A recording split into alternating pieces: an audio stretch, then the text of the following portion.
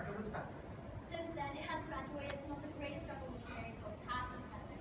People such as Nobel-winning economist Milton Friedman. We have over 67,000 students from around the world, ranking our school as the #1 most diverse national university in the country. On campus in the city of New Brunswick, you will find future doctors, engineers, and business leaders studying in multi-million-dollar buildings. However, within the same city, there are thousands of homeless people and thousands of youth at risk of seeking hopeless answers. Additionally, many of these underserved individuals come from minority groups. Rutgers and Enactus witnessed these needs and came together to solve these issues sustainably. My name is David Shaw. My name is Shanti Palin. My name is Tiffany Fong. My name is Camille Suarez. My name is Zara Kikani. My name is Justin Liu, and we are proud to represent the 100 members of our team. We are Rutgers and Enactus. Chartered 2 years ago, we have grown to become the largest entrepreneurial organization at Rutgers, the State University of New Jersey. In 2 years, we have already assumed a leadership role in our state. We hosted the first New Jersey Enactus Mixer, where Enactus students from around the state, as well as Enactus alumni, came together and exchanged ideas about empowering the community. We were also chosen as the official site school for Unilever's national headquarters, which strengthens our advisory support for our projects. Rutgers Enactus has a simple mission: to effect sustainable and measurable change into the community that we call home. In order to get a better understanding of our community's needs, we conducted a need analysis by going to town hall meetings, speaking to the homeless, and reaching out to every single nonprofit in New Brunswick. We found 2 organizations that were already addressing the pressing needs within our community, but were struggling to continue. The first was Holy Shirt Thrift Shop, and the second, Youth Empowerment Services. First, we will talk about the Holy Shirt Thrift Shop. Meet Mama Kathy. She had a successful career, a home, and a family. But in 2011, her life took a downward turn when she was diagnosed with a life-threatening illness. After being released from hospitalization, Mama Kathy could no longer work, pay for her home, or take care of her family. She and her family depended on the food provided by the Five Loaves Food Pantry, run by the New Brunswick Second Reformed Church. Now, she's the director of the food pantry, serving the rest of New Brunswick's population who share similar stories as her and depend on the food pantry for their livelihoods. However, due to insufficient government funding, the food pantry had been struggling to fund its operations. In response, the church created the Holy Shirt Thrift Shop, where people can donate their clothes to be sold to the community, with 100% of the profits going back into the food pantry. Despite this, managing the thrift shop proved to be difficult, and the food pantry was still in debt. Our team found 3 areas to focus on: operations, marketing, and finance. We knew without solving these issues, neither the thrift shop nor the food pantry would be able to keep its doors open. The 3 most pressing issues that the operations team found were 1, the poor utilization of space, 2, the disorganized inventory, and 3, the hoarding of unsellable goods. First, we'll discuss the poor utilization of space. The thrift shop sales floor was disorganized, creating a poor working and shopping environment. To solve this issue, we implemented storage strategies, such as adding new shelves and clothing racks. Now, the inventory is efficiently stored, and we've freed up to 40 square feet of sales floor space for creating optimal traffic flow. Next problem, hoarding. The women were storing excessive amounts of unsellable clothes. To solve this problem, we implemented an inventory system that organized donations into 3 categories: clothes to be sold in the thrift shop, donated back into the community, and those completely unsellable. With this system, we eliminated over 1,000 pounds of rags that took up storage space. We plan on selling these once unsellable clothes to fabric buyers as a secondary source of income for the thrift shop. Next problem was the disorganized sales floor: baby clothes, seasonal items, and college apparel. These items were all once found on the same rack, making it difficult for customers to shop. We implemented new merchandising strategies to store the same items on similar racks, thus providing a more functional shopping experience. In terms of finance, there were 2 major issues. First, the thrift shop was losing potential revenue due to incorrect pricing. Second, there was no consistent measurement of sales. Our team created a pricing structure that taught the women the value of each type of item. With this standardized pricing, the thrift shop was able to maximize profits. Before Enactus, monthly sales were approximately $141. Now, we are seeing sales up to double the previous amount. Prior to Enactus, sales were recorded in a small notebook. We created an Excel program to digitize the entire accounting process. Not only was this an easy process for the managers to learn, it was a great way to reduce error and account for sales. Furthermore, we implemented a tool to track customer demographics. This enabled the store managers to be able to customize the sales floor based off the customer's needs. In promoting sustainability, we also taught all these programs and strategies to the 3 others. Third, we tackled marketing. The thrift shop is located in a prime location in New Brunswick.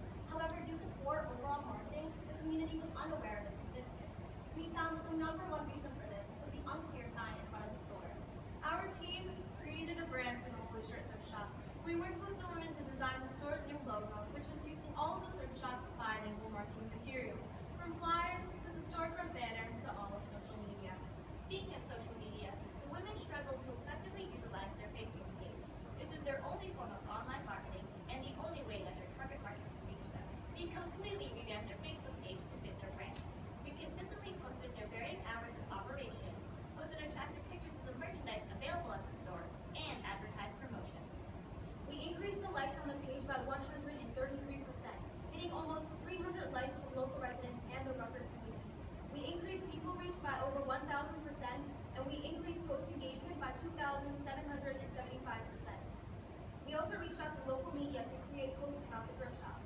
In terms of sustainability, we taught the women all of our best practices. Also, we will be creating a handbook to pass on to the next people in charge of marketing. Now let's hear a word from one of our managers. Enactus is a wonderful tech from Rutgers. They could put it more formally of exactly how they're formulated. But all I know is they are the angels that have come to help us. Enactus has a beautiful working plan that we just reviewed today. Perfect business plan. So that at some point in time, we here at Second Reformed Church, the thrift shop, can stand independently. We are forever thankful for them because they came to us with a gift out of heaven, just like our Holy Shirt. Now, we want to take you just 4 miles away from Rutgers University to New Brunswick High School, with the 6th worst graduation rate in New Jersey at 60%. This staggering statistic, combined with the economic conditions and the poor social environment, means our city has up to over 14,000 at-risk youth. Barry Smith recognized this need in the community and felt so compelled he quit his full-time job to create what is now Youth Empowerment Services nonprofit, or YES. YES provides students with after-school tutoring and mentoring services. When we first met Barry, he was exhausted from independently running his own business. He admitted that Yes had been on a deficit for years, and that he'd been using his own personal finances to maintain the business. We broke up Yes's issues into 3 main functions: operations, marketing, and finance. First, finance. Outside of insufficient government funding, YES's funds are primarily from donations and grants. However, there are 2 things that make this form of income volatile. First, Barry relied on word of mouth for donations, and second, he was the only one in the entire organization applying for grants on his spare time. Our team wanted to create steady sources of income for YES. In order to do so, we created the grant writing program and Kidpreneur. The grant writing program was implemented in 3 phases. Phase 1, gather information. We worked with Barry to gather all of YES's nonprofit information and financial records. Phase 2, creating a structure. From there, we created a template applicable to most grants, appending all the information that Barry provided for us. This system was designed to streamline the grant writing process, thus making it more efficient for Barry to apply to more grants. Last year, Barry was only able to apply to 3 grants. After our template was created, our team was able to apply to the same amount of grants in less than 1 month, an estimated 20 more grants per year. Phase 3, sustainability. We connected YES with a grant writing course at Rutgers University, where students can choose to apply to grants for YES. Also, we taught and transferred this program to Barry. Now we move on to Kidpreneur. This program was designed to teach kids entrepreneurial skills, as well as provide both a positive and empowering environment. The goal of this program is to take reusable waste from small businesses and repurpose it in a way where we can sell it for profit. We divided this program into 3 phases. Phase 1, integration and analysis. In order to gain the children's trust and gauge their entrepreneurial spirit, we ran test businesses with the top kids from YES. We taught them how to market a product, how to manage the good, and how much it costs to make the product. Through this, we were able to raise $340 from these ventures, and the kids were quick learners throughout the process. Phase 2, implementation. We wanted to help the YES students create a sustainable business that would become a stable source of income for YES. We want to use prevalent waste in our community, such as cardboard, for the kids to repurpose and create into products to sell. Right now, we are in the process of gathering that waste and brainstorming product ideas. Phase 3, sustainability. We are working on long-term relationships between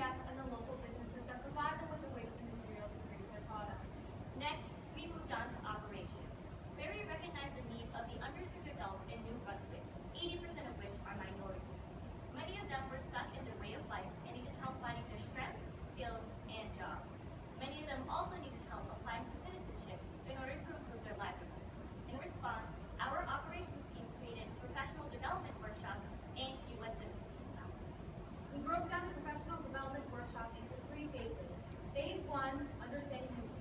Our team went around New Brunswick and spoke to local residents about what assets they needed in order to increase their income or find employment. A majority of the unemployed population said they needed help connecting with businesses, learning interview tips, and creating resumes. Phase 2 was implementation. We visited Ozana Men's Shelter and provided a resume writing workshop for 15 men. These men had various backgrounds ranging from being past veterans to past corporate employees. We taught them to find their strengths, leverage their past work experiences, and ultimately connect with businesses for jobs. We also provided them with a list of local companies to hire. Phase 3, sustainability. We have partnered with various professional organizations from Rutgers University who have promised to move the project forward as we do. Our next adult program is the citizenship program. A citizenship applicant is given a handbook with 100 unorganized questions. Barry used to teach a course on this by himself off the top of his head and could only teach one student at a time. We created a curriculum that makes this course more efficient and effective. Phase 1, creating a curriculum. Our team created a curriculum that categorized these questions into a comprehensive order. The categories include geography, current events, and history. Phase 2, teach. We have members who teach the curriculum in both English and Spanish. Before our curriculum, Barry was only able to teach 2 people a year. In just 3 weeks, our team was able to start teaching 7 students. Pre-test showed that students were scoring an average of 25%, but progress tests have shown that they can score up to an 85% so far. This gives them the confidence to apply for their citizenship and improve their livelihoods. Phase 3, sustainability.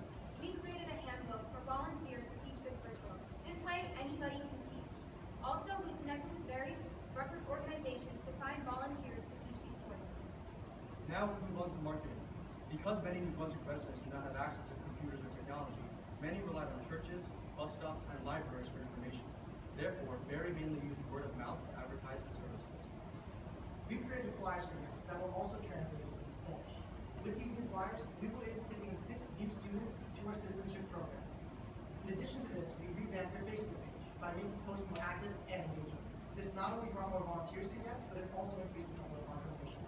We increased people reached by over 2,000% and increased post engagement by over 8,000%. We also reached out to local media to gain visibility. We recognized that New Brunswick is a community where members share things through word of mouth. We wanted to create a community event that would increase Yes's visibility in New Brunswick. Thus, we are holding the first ever annual Yes Barbecue this April. Our team has already acquired 5 small business sponsors for food as well as 2 monetary sponsors for the remaining expenses.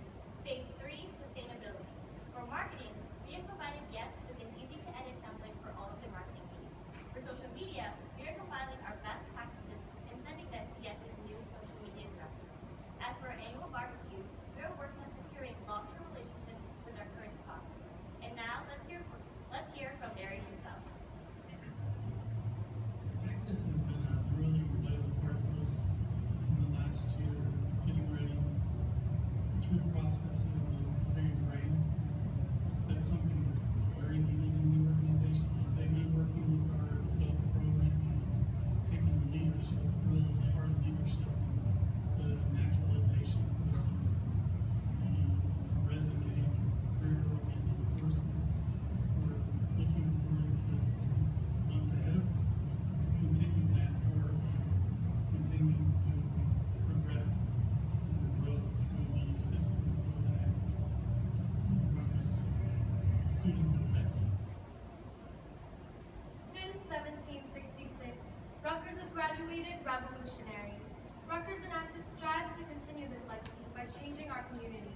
We have directly impacted 47 people in New Brunswick. We have helped better support more than 1,000 New Brunswick families. We have created direct media coverage for over 2,000 residents in New Brunswick. We have improved 2 small businesses. Where there's struggle, we create empowerment. Where there are uncertain futures, we create bright ones. Where there's hopelessness, we create opportunity. We are Rutgers Enactus.